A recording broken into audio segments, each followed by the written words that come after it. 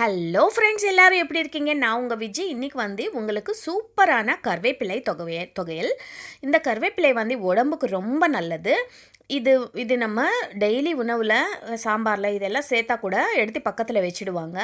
நீங்கள் ஒரு வாட்டி இந்த மாதிரி தொகையல் செஞ்சு கொடுங்க, நல்லா சாப்பிடுவாங்க. அதே மாதிரி இது ஆரோக்கியமான ஒரு உணவுனால் நீங்கள் அப்பப்போ இந்த மாதிரி தொகையல் சட்னி செஞ்சு சாப்பாட்டில் சேர்த்துக்கிட்டால் ரொம்ப நல்லது.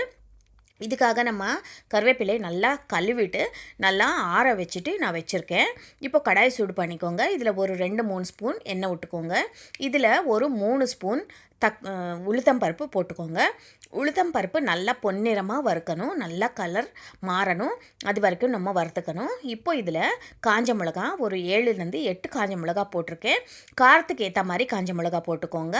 இது நீட்டு மிளகானால நான் 7-8 போட்டிருக்கேன். ரொம்ப காரம் இல்லை இது. நீங்கள் ஒரு வேளை குண்டு மிளகா போடுறதா இருந்தால் ஒரு 4-5 போட்டுக்கோங்க. இப்போ இதில் 1 ஸ்பூன் வெந்தயம். எந்த தொகையல் செஞ்சாலும் வெந்தயம் கண்டிப்பாக சேர்த்துக்கோங்க.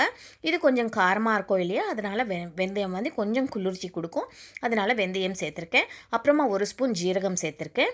நல்லா ஃப்ரை பண்ணதுக்கப்புறம் இதில் நான் சொன்ன மாதிரி கருவேப்பிலை நல்லா ஆற வச்சுருக்கேன். அந்த கருவேப்பிலை நல்லா ஒரு 2 கப்பு நல்லா கருவேப்பிலை போட்டுட்டேன். இந்த கருவேப்பிலை இந்த எண்ணெயில் நல்லா வதக்கணும் நம்மளுக்கு. அப்போ தான் இந்த தொகையல் ஒரு வாரம் 10 நாள் கெடாமல் இருக்கும். நம்ம இதில் இருக்கிற ஈரப்பதம் எல்லாம் போகிற வரைக்கும் நல்லா வதக்கிக்கணும். இப்போது கருவேப்பிலை போட்டுட்டு சிம்மில் வச்சுக்கோங்க. ஸ்டவ்வு வச்சுட்டு நல்லா வதக்கிக்கோங்க. நான் சொன்ன மாதிரி இந்த கருவேப்பிலையில் இருக்கிற ஈரப்பதம் எல்லாம் போகிற வரைக்கும் நம்ம ஃப்ரை பண்ணிக்கணும். இதுக்குள்ளே நம்ம கொஞ்சம் புளி கூட இதுக்கு ஆட் பண்ண போகிறோம். அதனால் புளி கூட நம்ம ஊற வச்சுட்டா நல்லாயிருக்கும். இப்போது ஒரு சின்ன எலுமிச்சங்காய் அளவு புளி போதுமானது.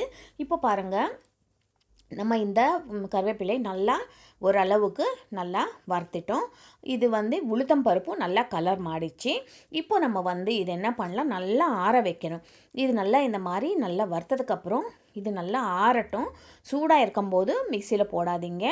நம்ம நல்லா ஆற வச்சுட்டு அப்புறமா தான் சட்னி அரைக்க போகிறோம். இந்த மாதிரி நல்லா ஃப்ரை பண்ணிக்கோங்க.